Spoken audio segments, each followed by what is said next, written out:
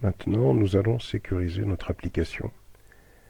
C'est-à-dire que nous allons réaliser un certain nombre d'actions pour que notre application soit plus sécurisée. On va d'abord commencer par le cryptage du mot de passe. Pour pouvoir crypter notre mot de passe, dans un premier temps, on va réaliser une modification sur la table visiteur. C'est-à-dire que la table visiteur devra avoir le champ mot de passe qui devra être de grande taille, et de plus, les mots de passe devront être cryptés. Pour cela, on va réaliser un fichier qui va s'appeler modifier.php, qui va nous permettre de modifier la taille du champ mot de passe et qui va permettre de crypter le mot de passe. Ce fichier modifier.php sera utilisé qu'une seule fois. On double-clique sur ce fichier, donc vous créez ce fichier modifier.php qui sera dans le répertoire racine. Alors, quel sera le contenu de ce fichier? D'abord, on va définir le serveur sur lequel on travaille. Ensuite, notre base de données. Puis, le nom de l'utilisateur. Si vous êtes sous Windows, c'est root. Le mot de passe. Si vous êtes sous Windows, c'est vide. Ensuite, on va tout simplement définir un objet PDO qui va nous permettre d'accéder à notre base de données. Donc $monPDO égale new PDO, le nom du serveur, de la base de données, du user et le mot de passe. Ensuite, on va créer une requête qui va modifier la taille du champ mot de passe de la table visiteur. Alter table visiteur, modify mot de passe varchar 200. Ça veut dire que le champ mot de passe de la table visiteur va avoir une taille de 200 caractères. Ensuite, on va exécuter la requête. Après avoir exécuté la requête, on va définir un code qui va permettre de crypter tout simplement les mots de passe dans la base de données. Alors, pour cela, dans un premier temps, on va réaliser une requête $ruc égale select logging mot de passe from visiteur. Donc là, on va sélectionner tous les visiteurs de la table visiteur. Ensuite, on va exécuter la requête. $res égale $monPDO query $ruc.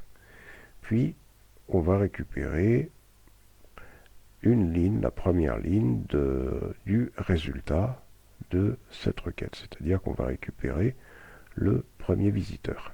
Puis, on va faire une boucle tant que il y aura des lignes dans le résultat qui est ici.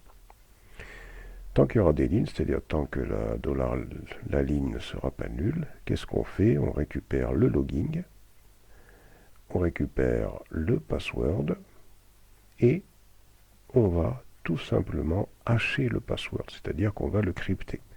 $hashed underscore password égale password underscore hash, on lui passe le paramètre password et une option qui va permettre de définir le type de cryptage. Puis, on va définir une requête qui va permettre de mettre à jour le mot de passe dans la table visiteur pour le login concerné. $ruc égale update visitor, set mot de passe égale $hashed password, c'est-à-dire le mot de passe qui a été crypté, where logging égale $logging. Ensuite, on exécute la requête et on passe à la ligne suivante et on boucle. Cette ligne-là n'est pas utile, on la supprime. On sauvegarde et on va exécuter.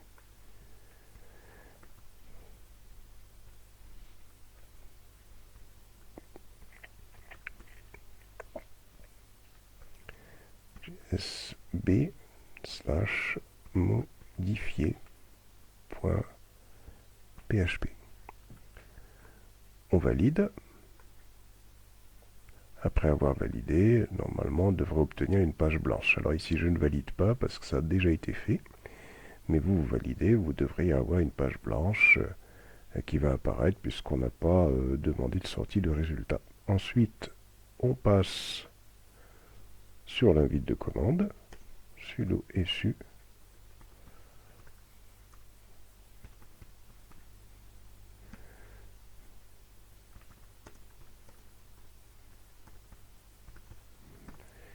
Voilà. Allons dans MySQL, MySQL-u, P. On ouvre la base de données GSB frais. Et si on fait un select étoile from visiteur, voilà, on doit avoir les mots de passe qui sont cryptés. Voilà pour la première partie. Dans un deuxième temps, nous allons réaliser une modification dans le dossier contrôleur sur la classe DAO visiteur. Dans cette classe DAO visiteur, nous allons commenter la méthode getInfoVisiteur. Pourquoi? Parce que cette méthode, c'était celle qui nous permettait de récupérer un visiteur lorsqu'on saisissait le login et le mot de passe dans le formulaire, mais lorsque les données étaient en clair dans la base de données. On va créer la même méthode, mais le code sera différent. Fonction getInfoVisiteur, donc toujours une information de type chaîne qu'on va appeler login1 et une autre qu'on va appeler mot de passe 1 MDP1. Ensuite, on réalise notre requête $request égale select étoile from visitor. On sélectionne donc tous les visiteurs. Cette fois-ci, on ne procède pas comme on l'avait fait dans la méthode précédente où on sélectionnait les visiteurs en fonction du login et du mot de passe parce que cette fois-ci, le mot de passe n'est pas en clair. Donc, on sélectionne tous les visiteurs. Ensuite, try. Donc, on va exécuter, préparer d'abord la requête, on va l'exécuter. S'il y a un problème, donc on capture l'erreur, on affiche le message d'erreur. Ensuite, on va récupérer le premier résultat. $ligne égale $stmt fetch. On définit une variable $user qui est égale à nul. C'est la variable qui renverra le visiteur si on le trouve, sinon elle renverra nul. Tant que $ligne n'est pas égal à nul. Tant que $ligne n'est pas égal à nul, qu'est-ce que l'on fait? On récupère le logging et on récupère le password, alors, sachant que le password ici est crypté. Et donc là, il faut tester si le mot de passe saisi est égal au mot de passe crypté. Donc ça, c'est un mot de passe qui est crypté, puisqu'il est récupéré dans la base de données, et le mot de passe qui est en clair, il est ici. Donc il faut comparer le mot de passe en clair avec le mot de passe crypté.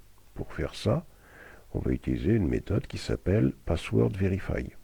C'est une méthode qui nous est proposée par PHP.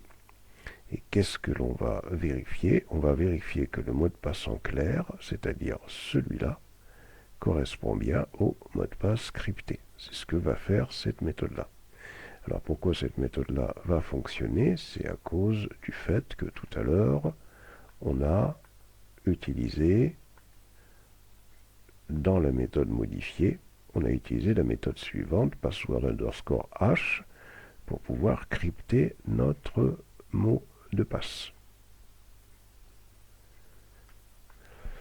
Donc, revenons ici sur notre code. On vérifie donc si le mot de passe en clair est égal au mot de passe crypté.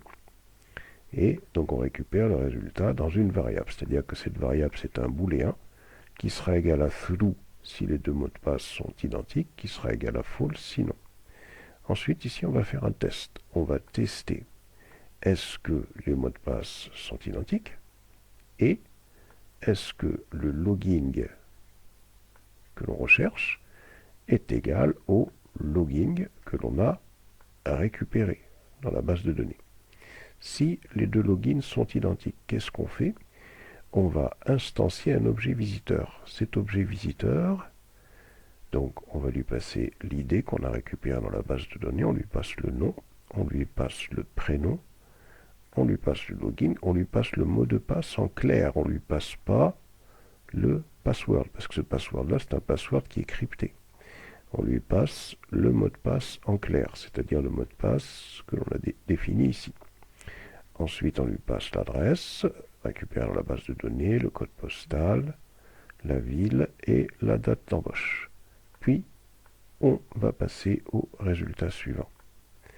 Et ainsi de suite, lorsque l'on aura fini cette boucle, on aura récupéré, on aura testé absolument tous les visiteurs de la base de données pour savoir si un de ces visiteurs correspond. Donc si un de ces visiteurs correspond, on va passer dans le if qui est ici, et le $user qui est ici récupérera le visiteur dont le login et le mot de passe crypté correspondra. Si aucun visiteur ne correspond au login et au mot de passe que l'on a passé, ça veut dire qu'on ne va pas passer dans le if. Ça veut dire que le $user qui est ici ne prendra jamais un nouveau visiteur et restera à nul. Et donc, on fait un retour $user. Et donc, le code que l'on avait fait précédemment, dans lequel, dans index2, dans lequel on faisait appel à getInfoVisiteur, c'est la même fonction, ne change pas. Donc, si on teste,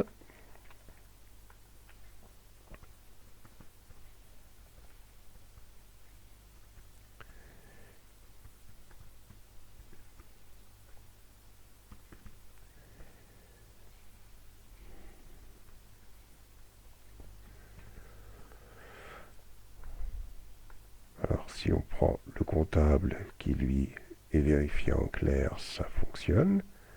Si on prend un visiteur dont on va rechercher le mot de passe crypté dans la base de données, ça fonctionne. Donc, notre code est fonctionnel. Ensuite, pour la sécurité, on va pouvoir, dans index2.php, ou index.php, donc dans le fichier index.php, on va pouvoir éviter les attaques en cross-scripting, c'est-à-dire on va empêcher que du code JavaScript soit injecté dans le formulaire ou dans les champs du formulaire. Alors pour cela, on va tout simplement utiliser la méthode HTML special cars. Par exemple, il y en a d'autres que l'on peut utiliser. Il y a d'autres méthodes utilisables, mais on peut utiliser celle-là, HTML special cars. C'est-à-dire que toutes les lignes où on récupère un champ de formulaire que l'on va traiter, stocker éventuellement dans la base de données, comme ici, puisqu'on récupère le mois, l'année, le repas, la nuit, l'étape et kilomètre, on va utiliser cette fonction HTML special cars, parenthèse ouvrante, on va lui passer ce qu'on a récupéré dans le formulaire et on ferme la parenthèse et on fait la même chose pour toutes les lignes où on récupère un résultat via notre formulaire. Cette technique va permettre d'empêcher les attaques en cross-scripting. Donc plus bas également dans le code, partout où on récupère des résultats en poste, voilà, on utilise cette fonction HTML special cars. Voilà. Ici aussi, HTML special cars. Voilà.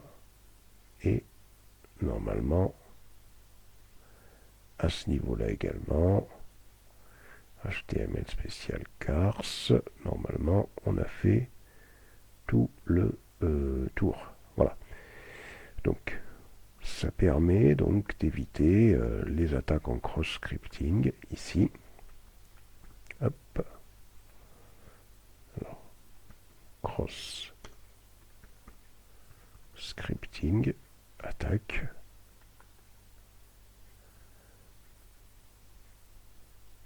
On va essayer de trouver une définition en français. Voilà. Ici. Le cross-scripting, le cross-site scripting, XSS, est un type de faille de sécurité des sites web permettant d'injecter du contenu dans une page, provoquant ainsi des actions sur les navigateurs web visitant la page. Les possibilités des XSS sont très larges, puisque l'attaquant peut utiliser tous les langages pris en charge par le navigateur, donc nous en particulier JavaScript, et de nouvelles possibilités sont régulièrement découvertes, notamment avec l'arrivée de nouvelles technologies comme HTML5. Il est par exemple possible de rediriger vers un autre site pour de l'hameçonnage ou encore de voler la session en récupérant les cookies. Donc le fait d'utiliser cette fonction, ça va permettre en quelque sorte d'interdire l'exécution ou d'accepter donc du code JavaScript dans les différents champs de formulaire. Voilà.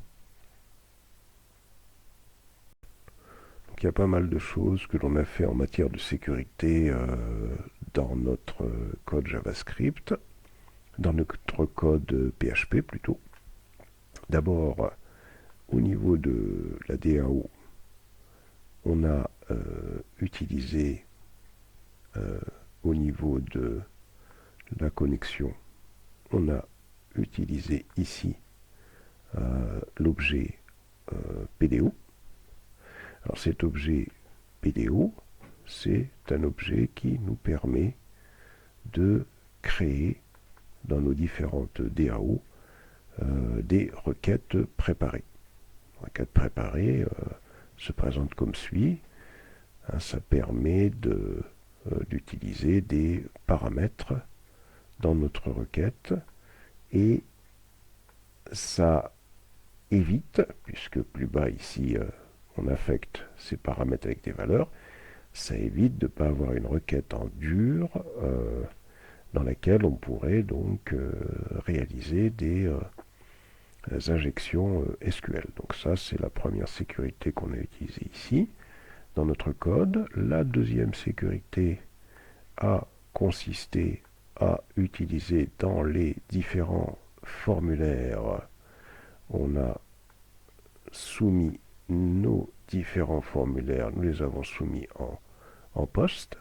Le post permet de ne pas transmettre les données en clair dans l'URL.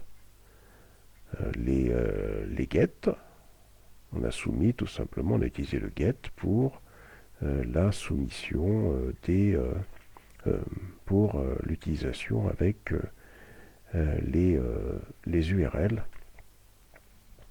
avec les liens hypertextes. Ensuite, l'autre type de sécurité qu'on a utilisé dans notre code, on vient de le faire au niveau de la classe contrôleur. Dans DAO visiteur, on a crypté le mot de passe en base de données et voilà comment est-ce qu'on récupère éventuellement un password.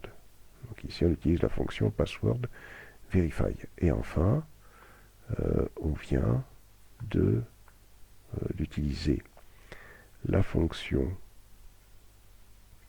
Alors, on vient d'utiliser la fonction HTML spécial cars à ce niveau-là. Non, c'était pas ici, c'était plutôt ici. Voilà, donc on a utilisé la fonction HTML spécial cars qui évite les attaques en XSS, les attaques en cross-scripting. Voilà, donc ce qui sont ici dans notre cas à nous des attaques JavaScript. On pourrait injecter du code JavaScript dans les champs de formulaire pour faire faire à notre application une action qui est non désirée.